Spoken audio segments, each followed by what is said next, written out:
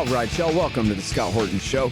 I'm the director of the Libertarian Institute, editorial director of antiwar.com, author of the book Fool's Errand, Time to End the War in Afghanistan, and the brand new Enough Already, Time to End the War on Terrorism.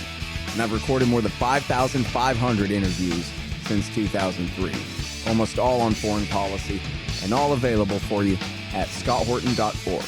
You can sign up for the podcast feed there, and the full interview archive is also available at youtube.com/Scott Horton Show. Okay, guys, introducing Ken Bensinger from BuzzfeedNews.com, and man, he's got this incredible piece co-authored with Jessica Garrison called Watching the Watchmen. In fact, there's a couple of follow-up pieces too.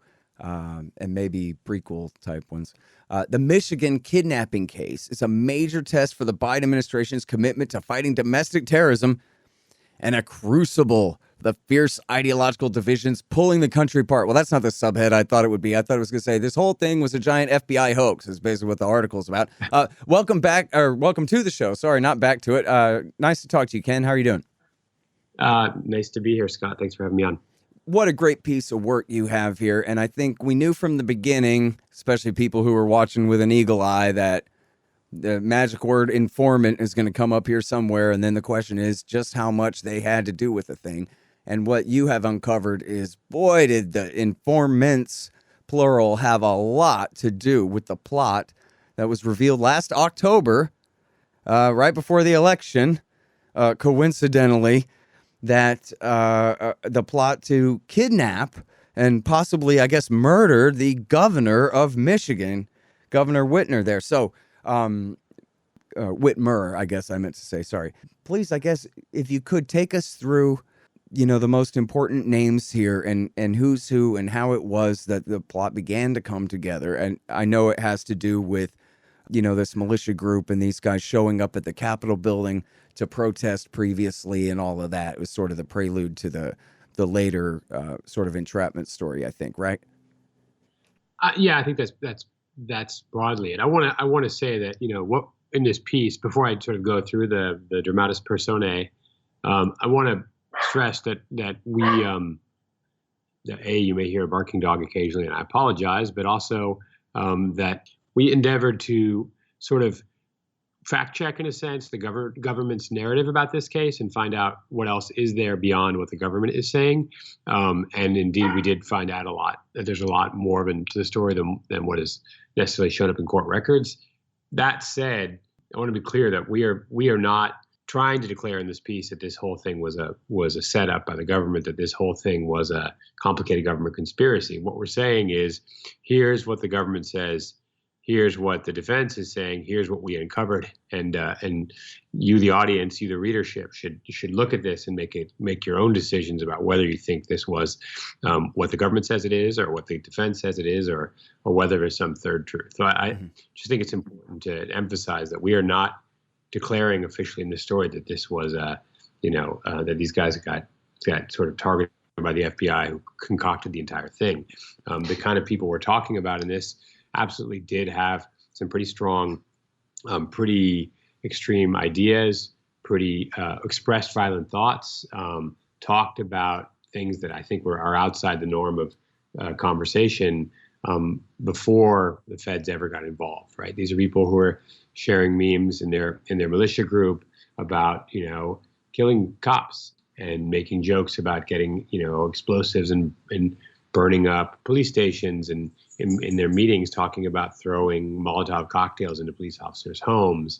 And on top of that, and separately expressing, political ideas that I do believe are probably protected speech, like they didn't like the governor of Michigan. They expressed their frustration with her, and they said pretty nasty things about her, things that I wouldn't say about a elected official, but things that I do believe are protected speech. So they called her dirty names, and they sort of questioned her moral character and said all kinds of yucky things about her. But I think those things are protected.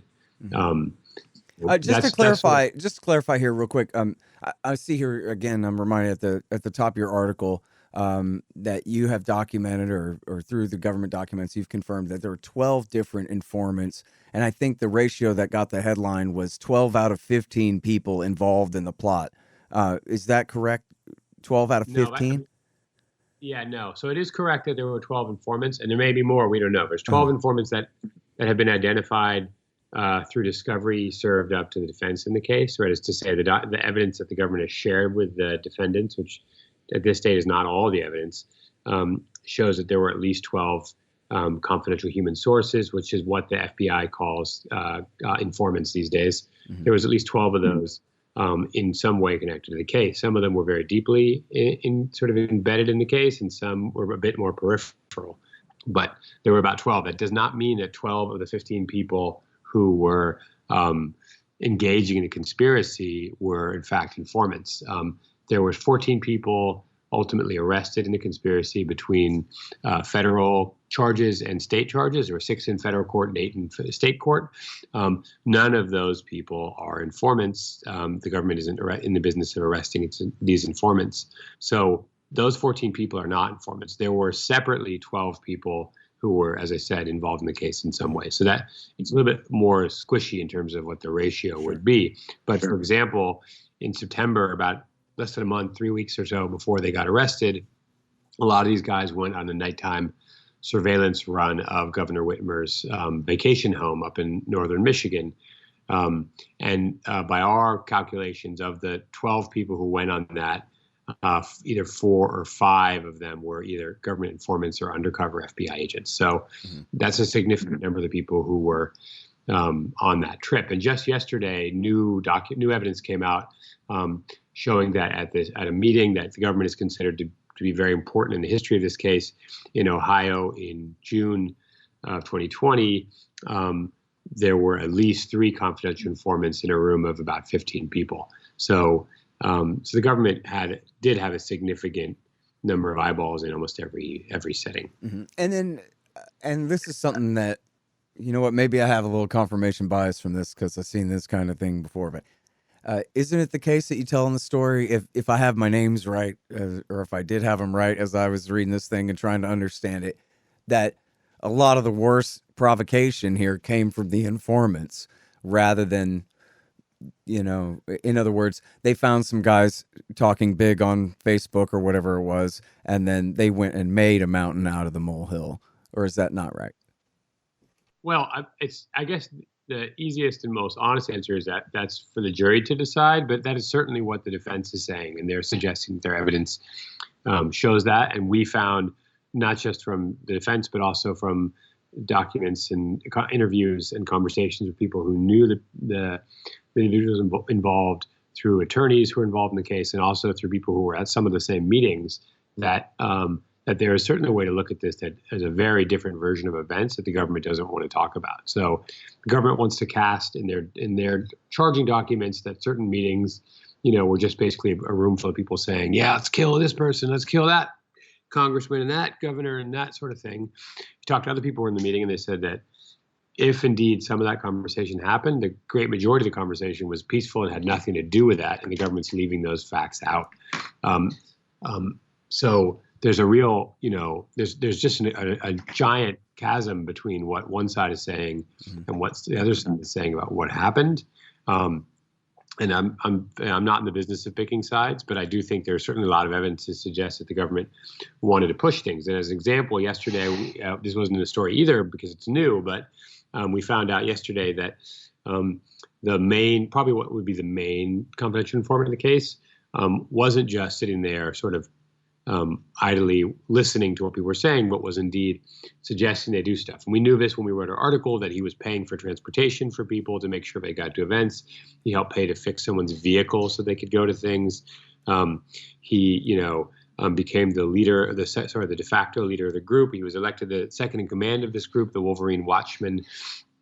And then later the leader left, and so he was the de facto leader of the group, and clearly had an influence on all these people's decisions. What we learned yesterday was that he actually asked or suggested to one of the defendants, probably the most notorious defendant, a man named Adam Fox. He suggested to him that he should consider shooting a bullet through Governor Whitmer's house. He suggested him that he explode a bomb outside her house or destroy her boat. So he actively was giving him ideas of violent acts to take against the governor. So that certainly militates in the direction of the government doing more than just sitting by and observing and reporting, but actually encouraging and pushing. Mm-hmm. All right. So now let's go back if we could, because you're right. I kind of jumped the gun the way I started here, but if we could go back to tell us a little bit of the most important who's who here. And for example, like this Wolverine Watchmen group, it's not the case that it was informants who set this whole thing up in the first place. These are the goofballs who were talking big, who got themselves investigated, basically. Is that right? Yeah, I mean, there's no indication whatsoever that the government created the Wolverine Watchmen. The Wolverine Watchmen was founded by a guy named Joe Morrison in late 2019. Morrison lived with his wife and his kid and his father-in-law on a property in semi-rural Michigan. And he had a few minor run-ins with the law, nothing major, but he got busted for open carry of a sidearm inside his car, and he got it knocked down to a misdemeanor, and I think served 1 day in jail or something. But it was just a few days after he took that plea that he founded the Watchmen, which existed as a training group to some extent, but also sort of an online community of these people, right? A lot of their activity was just on Facebook and on the Wire encrypted app, where they were talking to each other, sharing memes, and talking about their feelings, largely about cops, who they're mostly angry about. What galvanized the group was COVID-19, which pushed a lot of them in the direction of being very angry at the government and elected officials, particularly the governor of Whitmer when she started doing stay-at-home orders, that sort of thing, and pushed them much farther towards wanting to sort of take some kind of concrete action or to show their discontent. And coincidentally or not, it was right around this time that a guy named, who we know of as Dan, who became a confidential informant, comes across the group. And the story he tells is that he's an Army vet, an Iraq War veteran who is into guns and was searching Facebook for Second Amendment type groups and for groups where he could train with firearms. And the Facebook recommendation engine recommended the Watchmen to him. He went to check out their page, entered the group, passed through their vetting to the private group, and then passed through another round of vetting to get into their wire chat, where he almost immediately discovered them saying things like, "Let's go kill cops." And one of them suggested downloading an app to people's phones. It was like a hunting app, which I guess they could use to log the address of police officers and then make strategies to kill police officers. And Dan, the informant, testified to this later, but he was so scared about this, he went to a friend who was a cop. The cop referred to the FBI, and within a few days, he was meeting the FBI, showing his phone to them where they could see the contents of these chats. And they asked him if he would be willing to be an informant for them, and he said yes. And he continued to engage with the Watchmen and train with them. And it's interesting because from the government, the FBI's perspective, the training with them was all just part of him gaining confidence with the group so they could sort of honestly talk about their feelings. The defense says no. I mean, he knew more about training and knew about military tactics than all of them put together. And in a sense, he militarized them. He taught them things that they would never have learned otherwise, and gave them capabilities and made them attractive to other militants, and in general sort of made what was a minor threat at best into a much more serious threat. Mm-hmm. Was he one of the guys who decided, hey, let's go bring our rifles to the Capitol building? And I'm not talking about January 6th. I mean the state Capitol building and wherever it was. Lansing, Michigan. Michigan, yeah. Sorry. Yeah. So on April 30th, 2020, there was a big anti-mask, just sort of a political protest. It was a mixture of all the kind of things that were happening at that time. Now, this was before George Floyd, but there were certainly COVID feelings going on, and a lot of other political things swirling in the air in spring of 2020. So they went to a protest there. And this was a lot of people that would call themselves militants, wearing tactical gear. A lot of them wearing Hawaiian shirts because they believed in the ideas of the Boogaloo. If some of your audience is familiar with that, if not, the Boogaloo is it's not an organization. It's kind of a belief system, believing that the country is due for a massive, violent overhaul, essentially a civil war to throw out old values and install, throw out new values and get us closer to, the values that the founders and the framers of the Constitution had. So people are wearing the Hawaiian shirts. They're carrying sidearms as well as long guns that with ammunition, which is legal to open carry in Michigan, and they're sort of protesting it outside the Capitol. And there starts to be rumors among the crowd that they want to storm the Capitol. Right, this is the capital of Michigan.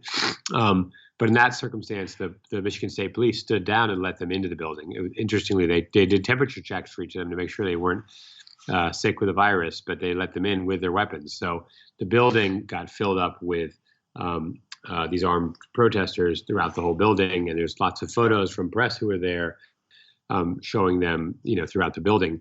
It's a kind of an interesting sort of sneak preview of obviously what happened in January in Washington, D.C., with a slightly different outcome. So the Wolverine Watchmen were there, and Dan, the informant, was with them. He was wearing a wire and recording for the FBI at the time. And according to his testimony, he said that when he was outside the building and people were starting to whisper about storming the Capitol, he quietly whispered into his mic or the device he was carrying, these guys are serious, they might storm the Capitol. We don't know what impact that had, but it's quite possible that the stand down order that allowed the people in the building without resistance may have come as a result of Dan warning the government. Mm-hmm. Hold on just 1 second. Be right back. So you're constantly buying things from Amazon.com. Well, that makes sense. They bring it right to your house. So what you do, though, is click through from the link in the right-hand margin at scotthorton.org, and I'll get a little bit of a kickback from Amazon's end of the sale. Won't cost you a thing. Nice little way to help support the show. Again, that's right there in the margin at scotthorton.org. Hey, you want to know what industry is recession-proof? Yes, you're right, of course. Pot. Scott Horton here to tell you about Green Mill Supercritical Extractors. The SFE Pro and Super Producing Parallel Pro can be calibrated to produce all different types and qualities of cannabis crude oils for all different purposes. These extractors are the most important part of your cannabis oil business for precision, versatility, and efficiency. greenmillsupercritical.com. Hey y'all, Scott here. If you want a real education in history and economics, you should check out Tom Woods' Liberty Classroom. Tom and a really great group of professors and experts have put together an entire education of everything they didn't teach you in school but should have. Follow through from the link in the margin at scotthorton.org for Tom Woods' Liberty Classroom. Yeah, all right. Well, and that could have turned out different ways, I guess, if they had been denied entrance, but seems like maybe that was actually really a provocation too, to let them get that far instead of trying to stop them at the door. Yeah, I don't. It's interesting. I don't know enough. It'd be interesting to see if someone could dive into the records and find out why the state police decided to let them in. I think we have our friend Jason sue them under the Freedom of Information Act, right, and get those documents. Yeah, if I worked for the Detroit newspaper, I would definitely want to know what that was all about. Is it a good, comparing January 6th to April 30th in Michigan, is it a good idea to let people in? Is it a good idea to put up resistance? What's the best way to handle that kind of situation? And clearly the government, I think there's downsides to both, obviously, and the government hasn't figured that one out yet. Yeah. And maybe if they have an informant inside the group, maybe they have him try to dissuade everyone else from doing that instead of being a big part of it all with them. Right. I mean, to be fair, Scott, the Watchmen were there, but there's probably only about 10 of them, and we're talking a crowd of several hundred people, so it wasn't all Watchmen, right? Well, but that raises questions of how many other informants from other groups were there too, though, right? Yeah, right. We never know. I mean, there is a theory that some have that sort of, particularly people in what they call themselves the Patriot movement, people who are more politically conservative, and many of whom identify as some identify as Republicans, but more likely identify as libertarians. These people tend to believe that there's FBI agents behind every door.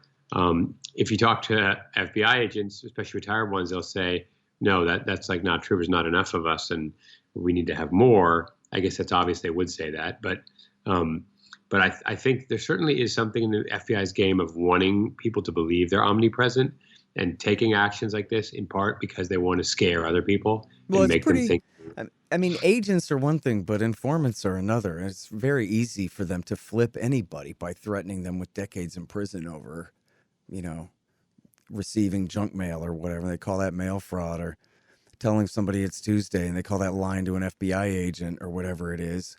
And then they can extort pretty much anyone into becoming an informant. And you can have one agent can run how many informants? You know, it's not that hard. You know, it's certainly true, but and then informants too oftentimes are bastards, right? And so they're making money and not having to have a job. Instead, all they got to do is get somebody else to say something stupid, which is pretty easy if that's your game, you know? Yeah, I mean, I think that's right. I think like there are informants, like you said, who are working off some problem, right? And they have a real incentive to find something, whether it's there or not. And I think that there's no question that the power of the federal government, of the federal law enforcement, FBI and the DOJ and other agencies is massive, massive, massive. And the things that it can do to people's lives, the drop of a dime is sometimes very terrifying. And one would think, sort of to quote Spider-Man, with great power comes great responsibility. And I think there's no question in my mind, in my experience of having covered federal law enforcement a fair amount over the years, that there are members of that community who take it very seriously and draw lines, and there's others who don't. And I tend to, and I don't know if you do it this way, but I tend to analyze things on a individual basis, meaning that we like to think of the FBI as a big monolithic organization that does everything of a single mind. But what I really see is a group of people with their own motivations that collectively create the actions of the FBI. And some people are motivated by personal ambition, and some are motivated by political ideology, and some are motivated by, grudges they want to settle, and all these different things. And when you look at it from the outside, it just seems like this is what the FBI is doing, right? But in the end, it's because, maybe the informant, for example, is motivated by wanting to work off a problem, or because they have some ideological issue, or because they're a true believer and they think they're saving the planet. In the end, those kind of personal motivations can lead to very dramatic impacts on other people's lives. Yeah. I just had the opportunity. Go ahead. To watch. I'm sort of on point. I just had the opportunity to watch a movie that I thought was. I don't think it's very well known in this country for some reason. It's a British filmmaker, but it's an American movie that I think your audience might really enjoy. It's called The Day Shall Come. And I have no connection to it, so I'm not benefiting from this endorsement, but I think it's tremendous. It's a fictional movie, but it says at the beginning, based on hundreds of true stories, and it's about the FBI in Miami trying to basically bust terrorists, and they target this one group of sort of kind of kooky religious fundamentalists, like this like small enclave of like the Liberty City 7 you're talking about. Well, I think it's based on that. I think it's clearly based on that, but this is like a fictionalized version. Right. Uh-huh. And boy, like to me, it's the perfect example of like a black comedy that you're laughing and laughing until you're suddenly not laughing anymore. Yeah. I really recommend it. And there's so many of those. And Trevor Aronson, of course, is the boss of it and wrote the book on it. But, they're just from the Bush years through the Obama years. And I guess I lost track at some point, but I know Trevor says there have been more than 300 of these cases that are, somewhat at least pretty questionable about how much of a real plot ever existed here before the informant themselves took the initiative. And then some of them are just absolute outrages, like Liberty City 7 and Hamid Hyatt and the Fort Dix pizza plot and some of these others that are just complete put-ons.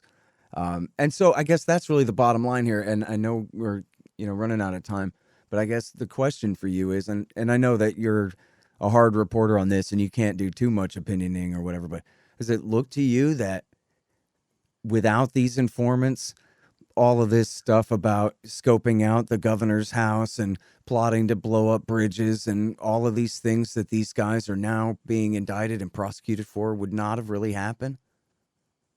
I mean, it's very hard to sort of imagine a version of this narrative that exists when the multiple informants aren't there to sort of help put pieces together. We only talked about the Wolverine Watchmen, but there was other groups of people. 3%ers were heavily involved in this case. For example, you have different groups of people with lots of strong and potentially violent feelings, but they're not together. They don't know each other. They're not talking to each other. And if nothing else, the government played a role in making sure that they knew each other and spent time together. I mean, the government went to great lengths to ensure that happens. And so the question is, would these people have taken any kind of violence if they hadn't been sort of put into the same room, and those conditions hadn't been made by the government? And I'm very sympathetic to those who would say that seems impossible. Without the government putting them together, they never would have made that plot. And I think that is not unreasonable. The flip side is that these people did. It's too simple to say these people were just sort of like regular citizens who were randomly targeted. These are people who were expressing pretty extreme thoughts. Adam Fox, who was one of the main defendants in the federal case, the first time he gets on the phone with the informant, sort of unprovoked, without really no provocation, just sort of like what the informant says, "What are you interested in doing? What do you want to do?" And he says, "I want to storm the Capitol. I want to barricade the doors of the Capitol." This is Michigan Capitol, not the federal. During their legislative session, and then I want to execute every single lawmaker on TV one by one. And if that doesn't work, I want to burn down the building with all of them in it.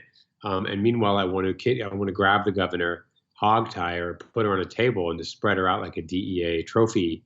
The way they spread sort of drugs and money they see from drug dealers. It's like, I want to spread her out on the table for everyone to look at. He said all that unprovoked. That wasn't like the agent being like, "Hey, would you like to do this?" The governor, the informant just said, "Hey, what are you interested in?" And that's what he said. I don't think that's the kind of normal fantasies that most people have in this country. It certainly is not my experience. So the question is, what is a guy like that, Adam Fox, who harbors those kind of ideas, what becomes of him if he's not put in the room with other people with similar ideas? And that, I don't know. We don't know. Yeah. But in this case, he's saying all this to a guy whose job is essentially to figure out how to make it look like this guy's dangerous. Yes, but I mean, that's right. He's supposed to make this guy look like he's dangerous. And the flip side, it's complicated. Are we allowed in this society to have those thoughts? I think we are in the First Amendment. That said, if this guy, let's look at the flip side. Let's say this guy, Adam Fox, has these ideas and he does something on his own anyway, without the FBI ever getting involved. And he goes and he blows up the governor's house or kills some lawmaker or kills a cop. Then the question is going to be, where was the FBI? How could they have failed so badly on this, right? Then there would have been massive public attention about what a failure this was and how much they screwed up. I'm not crying for the FBI. I'm not sympathetic for them, but they are in this position where they definitely are damned either way. They always, if they go too far, which they often do, they rightly get lambasted in public for going too far. If they fall asleep at their post, which also happens too often, then they're critiqued for not being on top of things. So I think that's, boo-hoo-hoo for the FBI. I get it, but that's one of the difficulties of the task they're assigned. Mm-hmm. And now, how many total people have been indicted in this thing? In federal court, 6 people. In state court, 8 people. Mm-hmm. And why the discrepancy there? I hesitated there, by the way, because it's a boring technical point. But in state court, they weren't indicted. They were charged, and then there was no grand jury, because in most state cases in Michigan there is no grand jury. It was just what's called bound over to district court. So essentially, the judge served as the grand jury and determined that the charges were legitimate and could move towards trial. Gotcha. Why were indicted in federal court and why were 8 charged in state court? The federal ones were charged with conspiracy, kidnapping conspiracy, and then later with conspiracy to use weapons of mass destruction and a couple firearm charges. The state charges were for people who seem to be a little less involved in what the government says was the kidnapping plot. So they're being charged under Michigan's anti-terrorism law, which, among other things, they're being charged with, aiding and abetting, providing material support to terrorism. Right. Because they trained with them and spent time with them, they're being charged with a crime under that. Yep. All right, listen, I know you got to go. Thank you so much for your time. Really appreciate it, Ken. It was a pleasure. Thanks for the good questions. All right, you guys, that is Ken Bensinger with Jessica Garrison here at BuzzFeedNews.com watching The Watchmen. It's worth all 10,000 words here, believe me. The Scott Horton Show, Anti-War Radio, can be heard on KPFK 90.7 FM in LA. apsradio.com, antiwar.com, scotthorton.org, and libertarianinstitute.org.